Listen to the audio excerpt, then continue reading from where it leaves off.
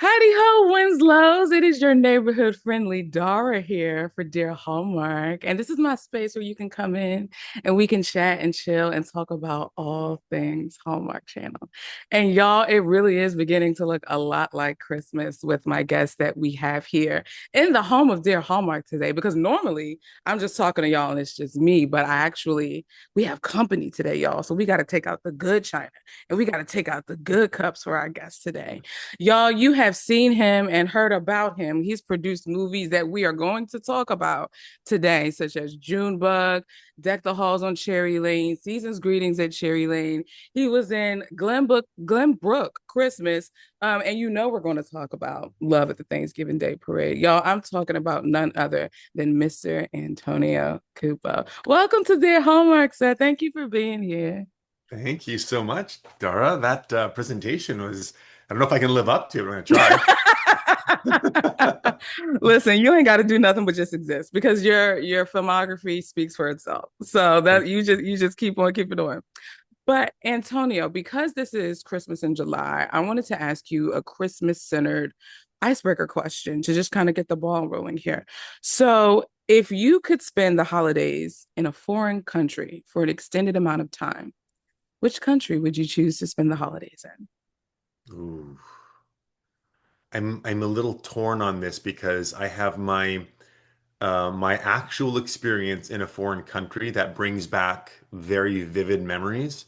And then there's like, like a dream scenario, like if I were to choose any place in the world, which I don't even have a place. So I'm just going to go with what I know, which is there's something about being in Italy during the holidays and the sound of a crackling fire, an actual real crackling fire. We don't even have those anymore up here in Canada. Maybe in the US, they've probably banned some fireplaces from new builds.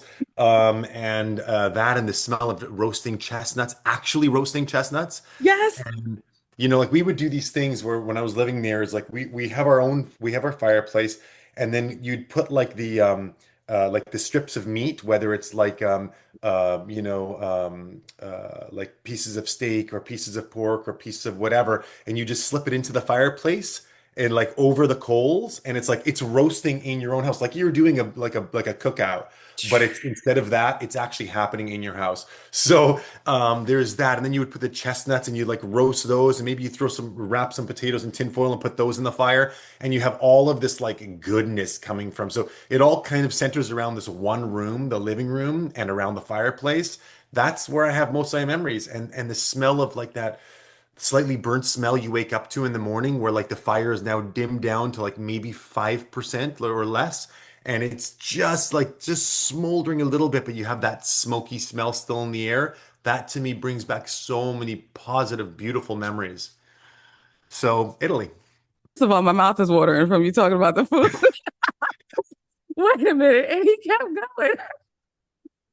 But I'm what a telling you. beautiful picture. Italy was going to be my choice too, either Italy or Iceland, because Oh, Iceland's nice. always a place that I've wanted to get to just in general. Yeah. And because Scandinavia was the first place that I've ever traveled to outside of the United States. Oh, cool. Yeah, I Why did studied you choose Scandinavia? well, it was chosen for me in the sense that I studied abroad there for my Oh, nice. master's coursework. I studied Scandinavian interior design and architecture. And Hmm. so I spent 2 months in Copenhagen, and then we got to pop around to Stockholm, Sweden, and Oslo, Norway while we were Mm. over there. And I always made a promise to myself that I need to visit the other two Scandinavian kings of Finland and Iceland Oh, at wow. some point. Cool. And so, yeah, Cool. Christmas at Iceland is that's Well, a my actual home is Scandinavian design, like designed in with oh, Scandinavian. cool. Yeah, yeah, theme. Most of the furniture, most of the decorations, all from Yeah, all from yeah, that area, that style. yeah. Yeah, yeah. Nothing from IKEA, unfortunately. Yeah, So it's that's more all. difficult to replace. Right, right. But Scandinavian design is all about function over form, and they're just making sure that it does what it needs to do, but also sticking true to like the natural woods and like the Mm, natural colors, which is it's so dope. yeah. And even that furniture within like a Christmas type of vibe, I feel like makes Mm, it even cozier because of the warm woods and the Mm. simplicity of the lines of the furniture. But I I could go like on and on. I on a s just on the last note on that because I'm such a fan. I love the raw oak with that just has Yes. it just has like the soap finish where it's like you use soap to like seal it, so it's like it still Yes. looks like raw wood. Even with my two kids running around and their greasy little fingers touching things, that is, still one of my favorite things in our place, at least. It's nice to also have like a raw wood design so you can always come back to that. It's a good finish. Yeah. I'm still thinking about that meat on the fireplace, by the way. But Oh yeah. let's talk about you as a producer because we, at least in terms of a home, like having a Hallmark perspective, we were more so introduced to you on the screen. But can you talk to us about that shift behind the screen and what keeps you doing it? Like, what about producing do you love the most? Well, in truth, an actor with a lot of ideas is kind of not a great place to be for Mm, these movies. And the reason is because there isn't a lot of time. You have 3 weeks to shoot a movie. You're doing, 8 to 10 pages a day. Um, by 3 weeks, I mean 15 days because you're not shooting the weekends, right? yeah. So, if you have good ideas or you think your ideas are great, maybe for the writing or for, whatever it is, it could come to this scene order or, character names or, Mm, anything. It's always like a producer's nightmare, where people are just like, I've rewritten these three scenes. They're so much better, and then you're just like, oh my gosh, like I got to figure this. Well, I had a lot of opinions about some of the scripts that I was being asked to work in, right? So, there's two ways to go and affect change on any one script. One way is by submitting notes with anticipation, with some notice, and that way, they can get back to you and they say, yes or no, we're willing to accept these notes or not. Or the other way is change it on the day, which basically is, you don't like your line, do the line that comes most naturally to you. Have it be very similar to the original line, because we're not trying to rewrite the story. right. But these are all things that are, like how, you want to make it seem like your own, so that you can embody the character and embody the actual script. So I had a lot of opinions. I didn't fit in anywhere else except for producing. The only Mm, other thing I can do was really just produce because the producer actually that is the his sole job in for executive producing is to affect change through your opinion. You know what I mean? It's like mm-hmm. you bring your flavor, your touch to the movies that you do, and you can do that with huge amounts of time before shooting, right? And you can also do it on the day.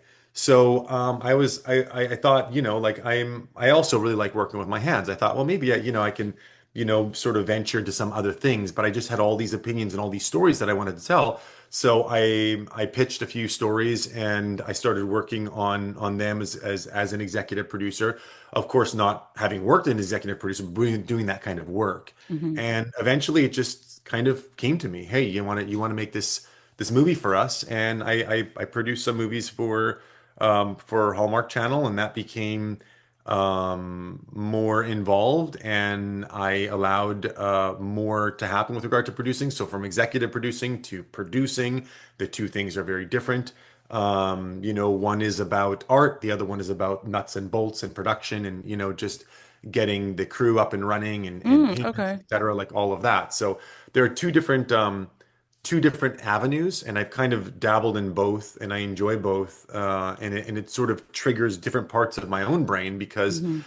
as an actor, it's a very creative position. But on the side, I was also, investing in capital markets, and I was, buying real estate, and I was doing things with, I was looking for other opportunities. I have side businesses. I started restaurants. I sold restaurants. Just always things going on. So both make up a little bit of my DNA, I'd say. So the shift was quite natural, and yeah, it happened over the course of 10 years, probably 3 or 4 years, kind of getting started before my first one, Mm-hmm. and then now, yeah, over the last like 8 years, it's been quite a few movies. I think 14 or 15 now.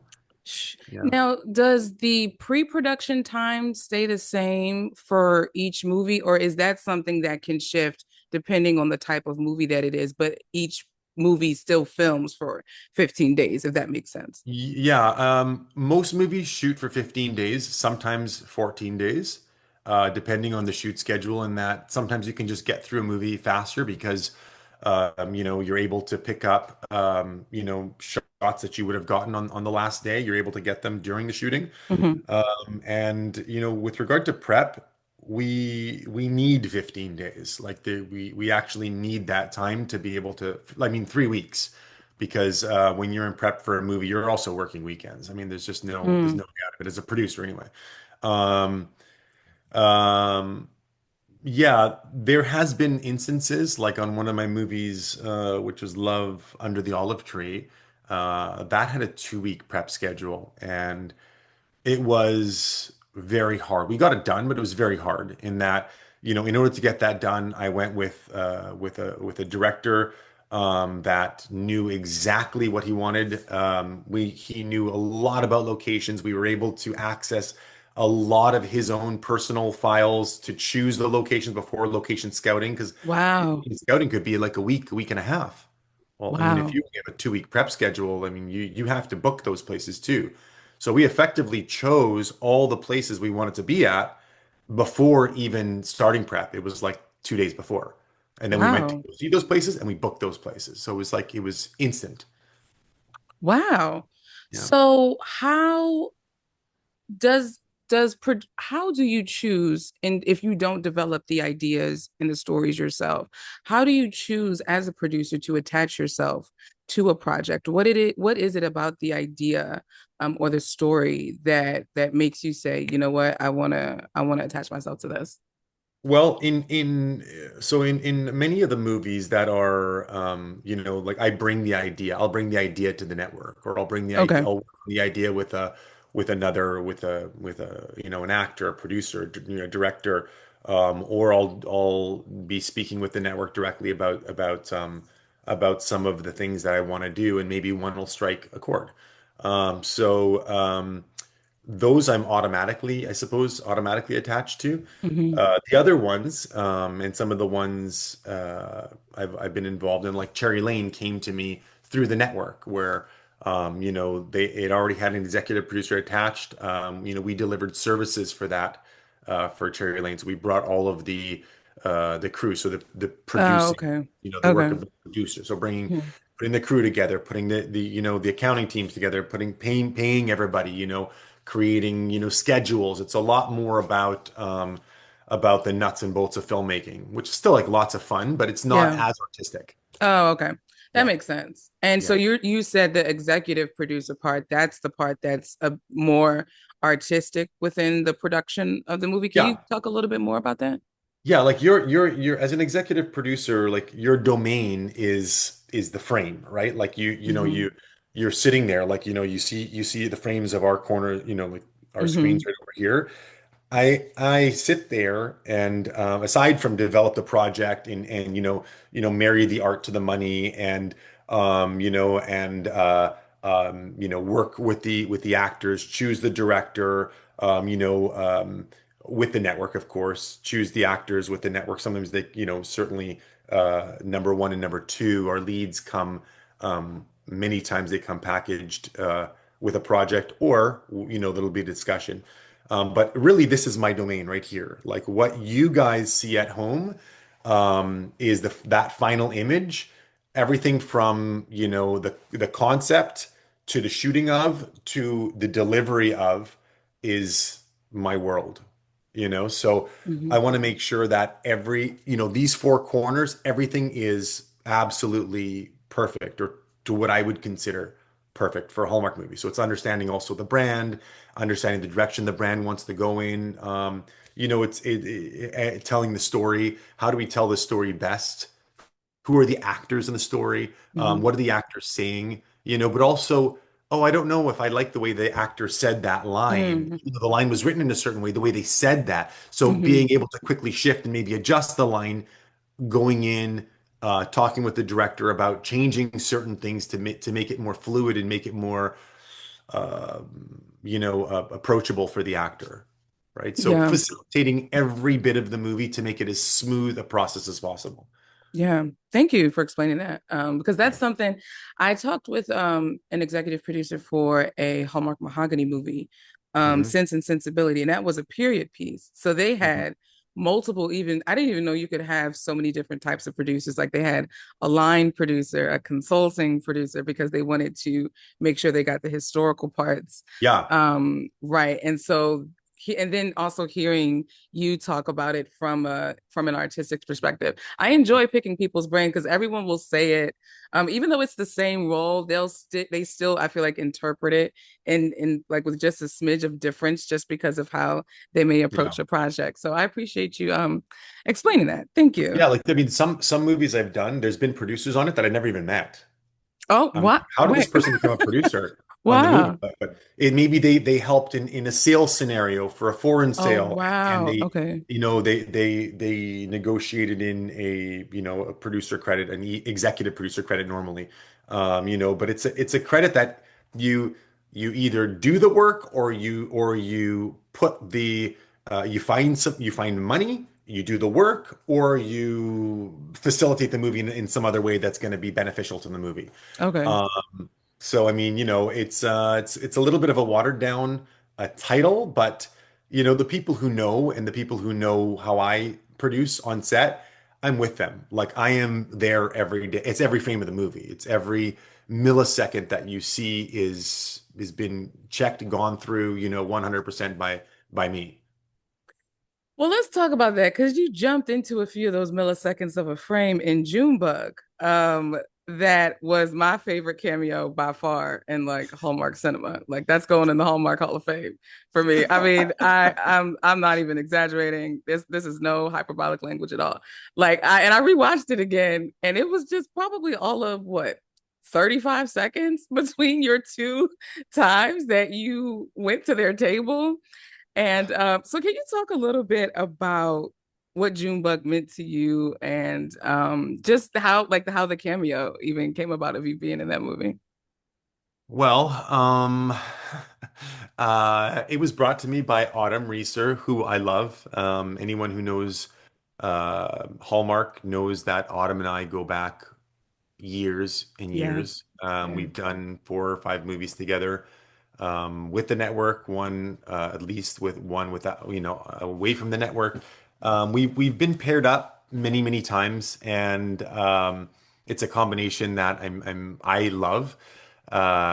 In fact, a lot of the time when I'm writing movies, or if I'm writing a story concept, I've got Autumn in mind, even if eventually it's not going to go to another actor, because I know her cadence, her rhythm, the way she would say things, her comedic timing, like all of those things. Like I base a lot of my writing just because I know her so well and I've worked one-on-one with her.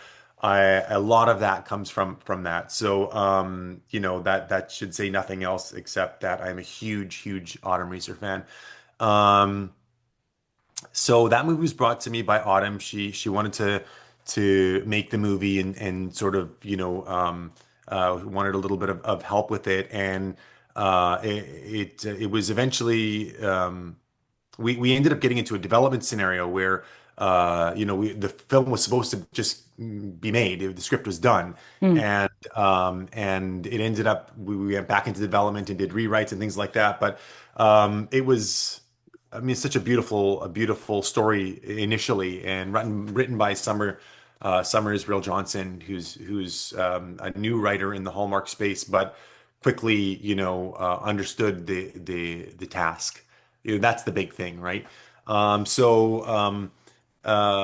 got the green light for that, and what I wanted to create was something that was memorable, and aside from like the actors and everything else, we had also the cute little Volkswagen Bug.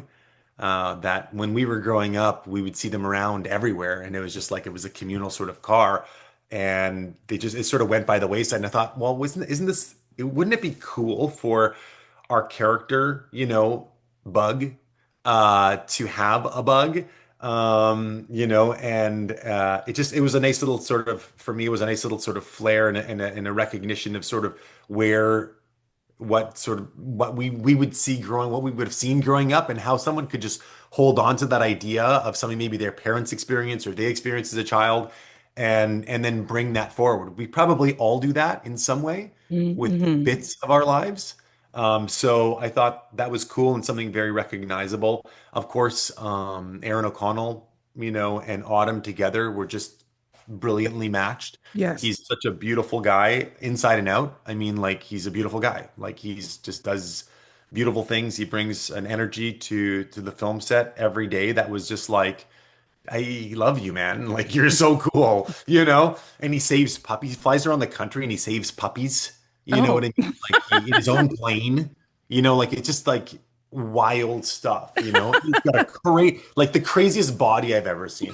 Insane six pack. I'm like, can we just take this guy's shirt off and put him on camera? How much audience would love this, I think. We got him in a tank top, which was close.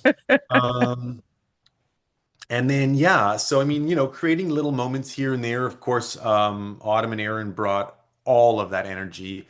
David Weaver, director, brought a lot of really, really great things, and understood exactly what we needed, and was always quick to shoot, and smart director. And that was it.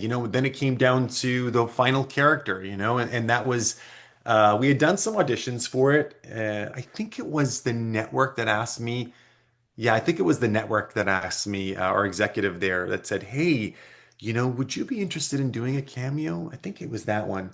And I was like, "Yeah, sure." But it's weird because I'm like in that position where I never pitch myself for a movie that I'm producing ever, like ever, because then it becomes about you, right? And it's not Hmm. about you; it's about the movie.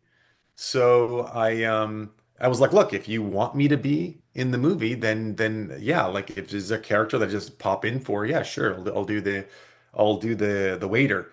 And I thought, okay, like you've got 30 seconds on screen. There is, a percentage of the audience that may know you. There's a percentage of the audience that doesn't know you. So you're there between like creating a character that is naturalistic and creating something that is memorable. Mm-hmm. And there's always, I feel like there's always that one person that you remember in like some restaurant that you went to. It was just like, remember that dude? It was like kind of weird, or remember that person that was just like really good at their job, or maybe a little too enthusiastic about their job, or had an opinion about what you ordered. So I wanted to like infuse all of those things into one character, and it was funny because I feel like my choice was very poignant about how I felt about him as a person and the boyfriend in this case, and Hmm. in discussing with the network, the conversation was maybe it's too much. Maybe we should just like tone this down. And I rarely fight about things. Like I rarely, will put myself on the line. And in a very nice way, I was just like, I really think that it needs to be there. I think that the people that will know, and the people that don't know will understand. So it's one of those things I feel like, well, let's just keep the his opinion, that you can see his opinion. Yes. Let's just keep that in the movie. You know what I mean? Yes. And of course our network executives, who were amazing, um, they agreed and they said, yeah, okay, fine, let's do that. So anyway, yeah, it was a very, very cool, very cool um, experience for me. When I tell you I hollered and rewound and hollered and rewound and hollered. I said, look at it. Like it was great. It was great. So Oh my thank God. you. Thank you for That is that. so I funny. Thank appreciate you. that. Thank you for appreciating it. Yeah, so let's talk a little bit about one of the movies that you acted in, because this one, and I talked to you about this prior to us recording, I don't think it gets talked about enough, in my opinion. And this was one that when the network was Hallmark Mysteries and no, Hallmark Movies and Mysteries, they were kind of in the drama space a little bit, doing dramas every now and then. And this one, y'all, stars Sarah Drew and this gentleman that's in the home of Dear Hallmark today. And you already should know what I'm talking about because there's a dog involved as well. And it's called Guiding Emily. I'm gonna just give a moment for it to breathe. Let's just give a moment of silence for it to breathe because it's such it really it did something. First of all, Sarah Drew knocked it out the park. Yeah. Knocked it out of the park. But and then the guy who played her bum of a boyfriend also came and did the job because I hated him by the Yeah. time. And then you swoop in as, friend. It was kind of like a friends to lovers thing. But yeah, can you talk about your experience just with that movie and then doing more of a drama, like a non-holiday drama with Hallmark and kind of that experience? Yeah, I mean, there was a period of time, and there's still maybe quite a few movies that are coming out with these themes. I feel like a lot of it happened last year, where we were kind of just spreading our wings and doing more stuff about other stories that included love, but they had other themes. Yeah. Um, you know, some some hit, some probably didn't. It was a bit of a departure for Hallmark. This movie came to me on like, yeah, it was like the 11th hour. It was and the network called me and asked if I'd play the character. I was like, yeah, absolutely. Um, Andy Makita was the director, brilliant director. It was shooting on Vancouver Island, gorgeous Mhm. space. Sarah Drew, I mean, like, I had no idea about her actual talent until that movie. She's so talented as an actor. Mhm. Uh, and it was amazing to work with her. And then finally they got Eric McCormick. Like, I mean, like I don't even know how this all came together, but I wasn't part of the production team on this. So I know that there was talk that they were trying to get Eric McCormick before, and it was just like a bit of a pipe dream. But I kind of like these stories. I like these stories that it's not only about love. They're non-traditional Hallmark movies because, as you know, Hallmark movies, that classic rom-com.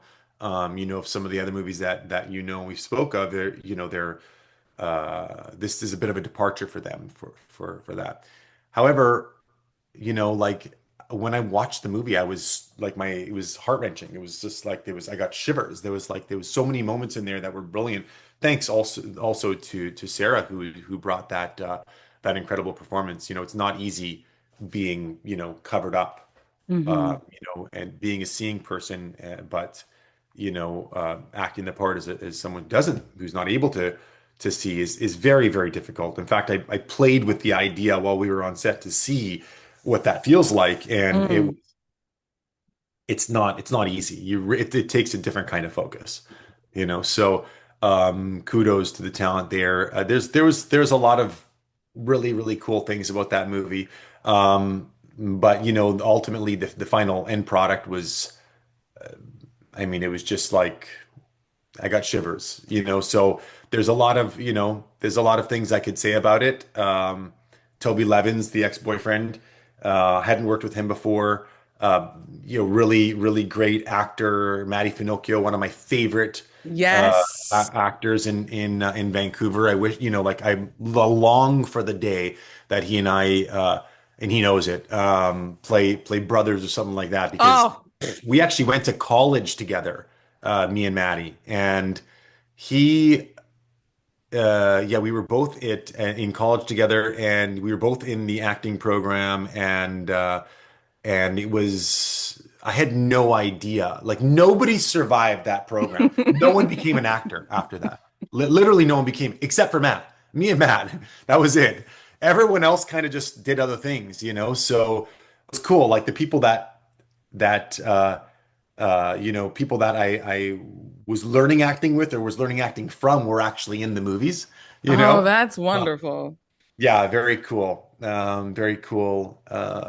Yeah, I mean, we worked with Sharon Taylor before. She was also in the movie, and we did a series together some years back. And it was like, every opportunity that we get to work on a film set is great, but when everything comes together, is kind of like those ones that are really memorable, and this one certainly is memorable.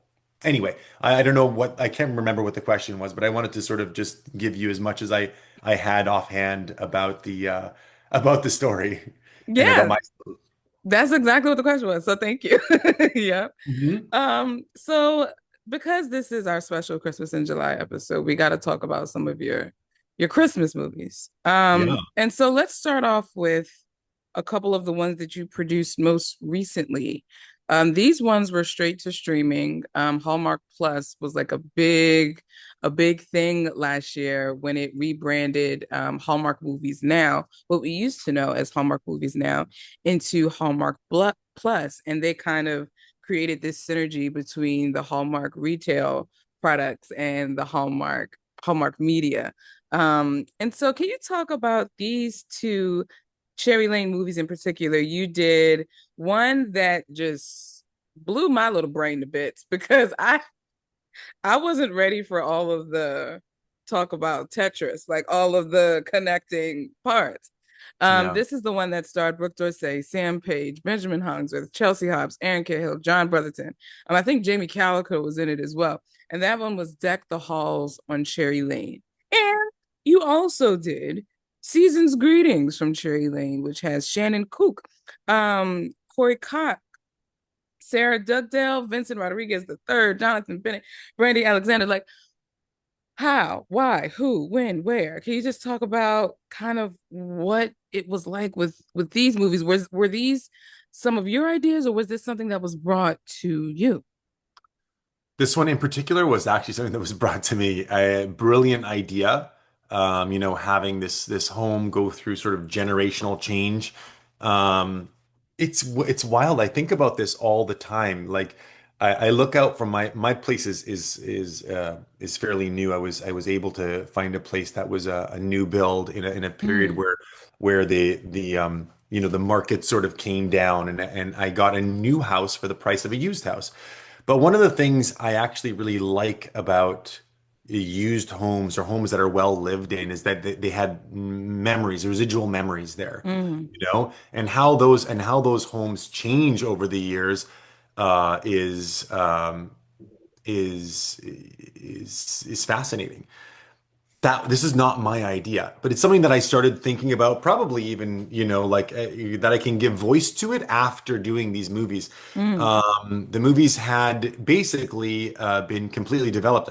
That was one of the ones that I brought production services on. So capital P production, producing in that sense. But the artistic part of this and the casting and everything else, I had nothing to do with. So I was just happy that I got to work with a lot of my friends, a lot of people that I know, Aaron Cahill, like a lot of people that I got to meet, Matt Dusk, Brooke Dorsey was in it, and of course I know her, John Brotherton, Jamie Calica. There's Benjamin Hollingsworth. I mean, these are all people that I either worked with before or I know through other people, or I've been longing to work with, So I we got lucky, It's like you never know what you're gonna get when you produce a movie. Some movies have a lot of issues and a lot of things that are like you're having to deal with, and other movies are just simple. This movie here, the only thing we had to deal with was the summer heat because wow. we had to rebuild. In fact, it's all of the Cherry Lane movies. I think I was only credited for two, but all the Cherry Lane movies was we did that. Oh We wow, brought production cool. services. Yeah. So I Okay. mean, they probably weren't credited, but so the first one we did last year, which is Cherry Lane, the original Cherry Lane one. Then we did three Mm-hmm. more. That one there, we actually shot it at a real house. We got a house in a suburb, and we shot it at the house, front yard, backyard, the street. But we recognized that to do three movies in a row like that was going to be very, very tolling on a community. Mm, When we come to town, we have 100 people, we have trucks, we've got, cars, we've got, catering, we've got all of this stuff that we bring with us. It's a huge package. mhm, To ask somebody to shoot in their yard for 3 weeks mm, is reasonable, and we pay for that. To ask somebody to shoot in that community, aside from their backyard or the front yard, but the whole community for 3 months is a big deal. It's a huge takes a huge toll on the community. So what we did was there was an early discussion about building the house. So we'll shoot the house for the 3 months of shooting. We'll shoot the house exteriors, backyard, front yard for 3 weeks. But all of the interior shots are going to be shot in studio. oh, wow. And how do we do this? Well, we go back to the house, we take accurate photographs of the house, front, back, side, steps, everything, and we rebuild that house in the studio. How long And did that take? it was a huge build. It was about a month, yeah, about a month and a quarter to get Wow. it. Yeah, yeah, 4 to 5 weeks to get the house up and running. I mean, when we started shooting, we were actually still banging nails. That Wow. it was just finished. Like it was literally the paint was still drying on the walls, and we were shooting in the place. Like that's how close we came. Wow. But I got to tell you, Dara, the reason why um, these films work is because, and one of the big parts of producing is hiring people that are better than you. Mm, I mhm, every one of the crew members I work with, I they go through extensive, like I research them. I find out what they've done, who they've worked with, what their how quickly they work, how accurate they are. All of these things I want to know because there is no time to make mistakes. There just isn't. mm, You can't have almost you can have some setbacks, but like any setback that's going to take a day away from shooting, and that's nothing, but it's huge in film land, mm, right? Like mhm, as soon as you're talking about losing a day, you're talking about losing huge amounts of money. That film is a Hallmark owned movie. So our responsibility to provide the absolute best product at the best price, because if we go over, the film's gonna cost more money, and like that. This is all a little bit like, technical stuff, but no, just this to is give you a little good. bit of the backstory into it. Yeah, yeah. So it's not only like, we're trying to stay on budget, we're trying to, stay on schedule, but then we have this enormous amount of heat in the summertime. And we're shooting in a place that is very hot. We're max out on power. We're running two extra generators. We're pumping in 50,000 BTU of air conditioning. This is all the nuts and bolts I was talking about. Hmm. Like, how do we protect what we've created? Well, we got to keep people cool. We got to keep them hydrated. We got to keep them comfortable. All of those things. That's effectively the job of the producer, Mm, later on. Some of the jobs of the producer, amongst many other things, you wow. know. Hmm. But that was the only thing that we had to contend with. The cast, the directors that we worked with, Gail Harvey, Ali Lieber, like we got so lucky with so many people on that series. And it was just basically really great to work with the teams, and of course my partner Steve Harmody, who is a brilliant producer, and makes every job we do just so buttery seamless. Like everything is smooth on the back end, paperwork, all that stuff that like I don't really want to do so much of. Stuff that aggravates me. He takes care of a lot of that. I do a lot of the onset stuff, a lot of the vetting and hiring and things like that with our production manager, who in this Mm. case was Priscilla Yo. She was also brilliant. You want to know what was buttery, Antonio? You want to know what's smooth? You want to know what's great? It's Love at the Thanksgiving Day Parade. And I Mm. wanted to save that movie for last because that's my personal Hallmark Hall of Fame. like Dara's Hallmark Hall of Fame movie. Like Oh. I can remember distinctly watching it and not just laughing, but guffawing, like howling. Like I said, why? How? Like it was literally a mesh of romance and like it was a true rom-com to me. And Mm. it was enemies to lovers is one of my favorite tropes, along with fake dating. Like they're right there. And so the fact, the sarcasm, everything just worked. And so I'm gonna shut up and let you talk about just your experience filming that movie. Cause and I know you probably hear this a lot, but that movie really did feel like I could have watched it in the theaters. Like it really did feel like I could have paid my little matinee fee, got a little thing of popcorn, and sat up there and enjoyed it with my mom and my sister.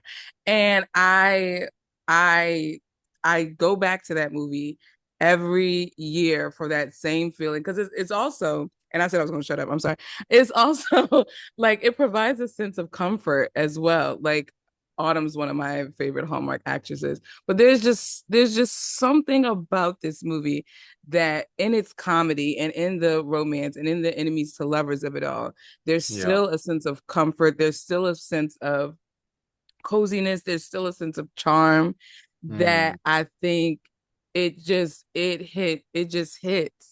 And it's so rewatchable, which I think is a huge factor too in Hallmark movies is the rewatchability of it. But for real this time, I'm going to be quiet and I'm going to I just want you to just talk about that movie and everything that that entails. So I'll let you go. Well, this is one of those movies where you have two actors that you let run wild. Okay. This is this is one of those movies that I'm sure well, I know for a fact there was a lot of off-script stuff, there was a lot of banter, like I was just so excited to work with someone who was listening. I love that. Like a lot of time you get on a set with somebody and they know their lines, but they're not actively listening. There's not that Mm, that thing. And it's just like with Autumn, it's not like that. Autumn is a chronic listener. Like she wants to know what you're saying, even though she knows what you're saying, you know? mm, And this follows her just as her personality, like just in life. She really wraps her head around the words, and the words are very important for her. Um, and um, and moment to moment is very important to her, and the sort of naturalism of just sort of understanding what someone is saying, and that continual sort of rebuttal, like mm, I love that. mm. She clearly excels at it, and she's very good at it. But just the kind of characters that this synchronicity just sort of happened. Ron Oliver was the director on that, who it was the first time I'd ever worked with him, but brilliant, Yes. brilliant. Yes. The only thing I would say, if you asked one of the producers, um, in this case, one of the EP was Dan Paulson in that movie. He would probably say that the movie was too funny, and that's something that you haven't even seen yet because it was re-edited to bring all the comedy down. So when we had complete, Wow. yeah, when we had completed the movie, there were things about it that were like, I mean, it was actually laugh out loud funny, and Ron really captured that, right? But I think that at that point at that point in the where the network was making movies, Yeah. they really sort of wanted to kind of tone it down, like so it was just like everything was like here, and they just kind of just capped it a little bit, but it Mm, needed a re-edit because what both Dan Paulson and Ron Oliver, and they brought a real rom-com, you know. mm-hmm. And of course, you saw a real rom-com as well, but the com was kind of just capped, you Mm, know. mm-hmm, So mm-hmm. so we didn't have all of the brilliance that I and like it's a lot of it is just Autumn, and she's just brilliant.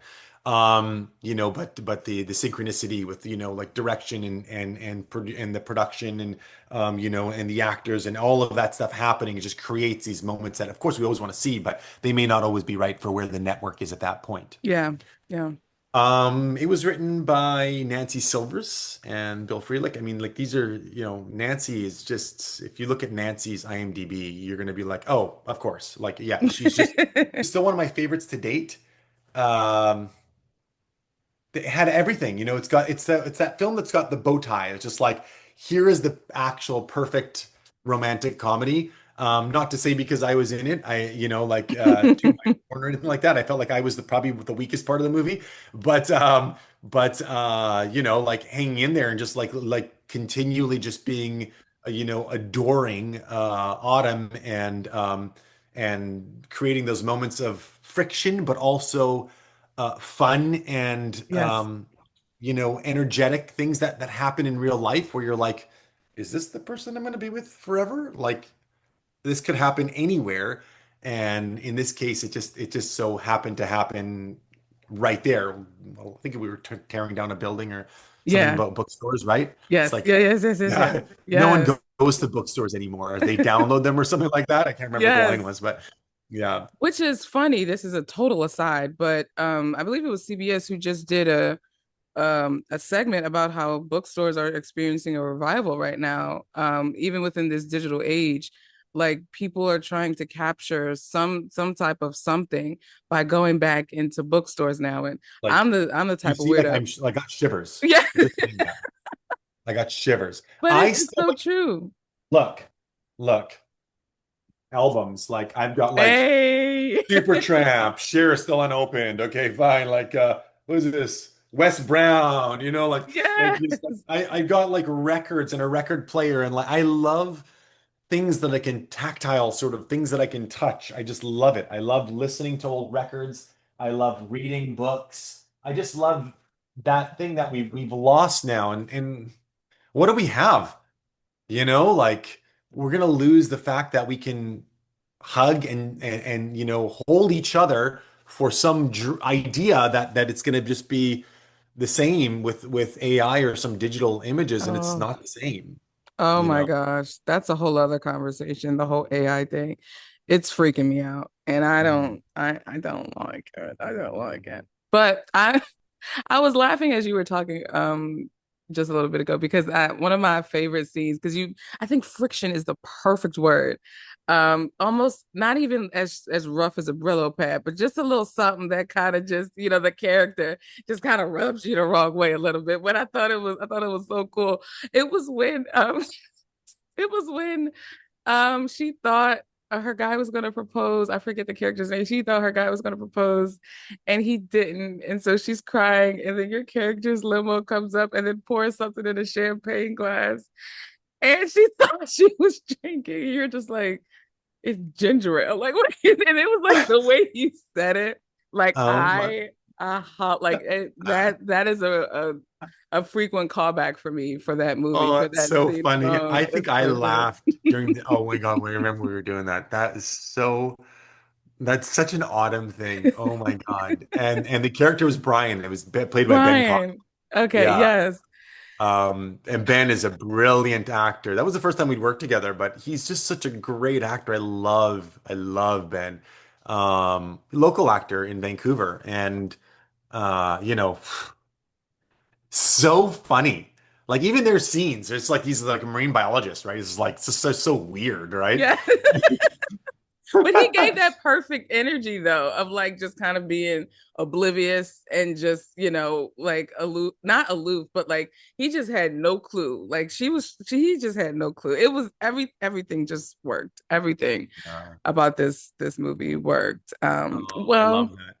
I Antonio, love I it. want to say thank you so much for coming into the home of Dear Hallmark and chilling with us and chatting just about your Hallmark career, really. And so what I love to do with my guests is to really just give them the last kind of moment. So whatever you want to talk about, bookstores, AI, Thanksgiving, Mm. Christmas, producing nuts and bolts, it is really your moment to have. And so I'm going to let you have the last moments here.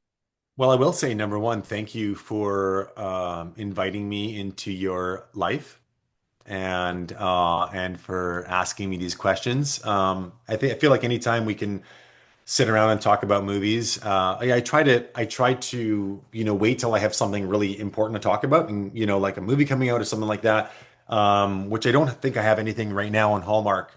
I'm in development with some stuff that I'm producing, um, but nothing that I've acted in a while. I do have a movie coming out with Megan Good, however, that one is not Hallmark friendly. Wait a minute. Is this on Lifetime? This is a Lifetime movie. Oh Yeah. my God. Okay. I'm sorry. I'm Yes. sorry, y'all. And I ruined the moment. Megan is brilliant in it. I mean, she's just the queen anyway, but like, I mean, like it's incredible. It was a lot of fun. We just finished shooting that a few weeks back, and more to come on that. But anyways, it's called Empty Nest, and it's going to be on Lifetime. Look out for it. Maybe September. I would probably think September-ish. It's maybe a back to school special. Not suitable for people in school, Yeah. unless you're in university or college. But yeah, a lot of fun with that one. I play an Italian photographer. Yeah, and it's she and I, and it's powerful, very powerful. So there's that, and but yeah, no, I just really appreciate being able to sit around and chat with you about this stuff. The rest of my life, is just really my kids and being a modified Uber driver, where I'm just continually bringing them to activities, and I'm sitting there and watching. That's that is my entire life, as every parent knows. The 9:05 in the morning when I've dropped them off at school. And I'm just sitting there in my car and I'm like, oh, why did that morning feel like it was 4 hours long and it was maybe an hour? You're racing around and getting skates and bags and like all the things, Mm-hmm. and after school and after, skating, maybe it's swimming and then it's jujitsu and then it's, whatever. And you're just, you have no time for yourself. So being Mm-hmm. able to have 1 hour for us to be able to connect and talk about old experiences is a dream. And thank you for that. I really appreciate you and I appreciate your audience. So lots of love to you guys. Awesome. Well, y'all, thank you for coming on in. If you want to learn more about Dear Hallmark, there's some stuff in the description box if you're watching this on YouTube, or in the show notes if you're listening to this on the podcast. Well, in the meantime, between time, my lovely friends, neighbors, family, and homies, be sure to hug somebody and then watch a Hallmark Christmas movie that just brings you so much joy. You want to put meat in a fireplace and smoke it. Okay. So, my name is Dara. He's Antonio, and I'll talk to you guys in the next episode. Bye, my Thanks, friends. guys.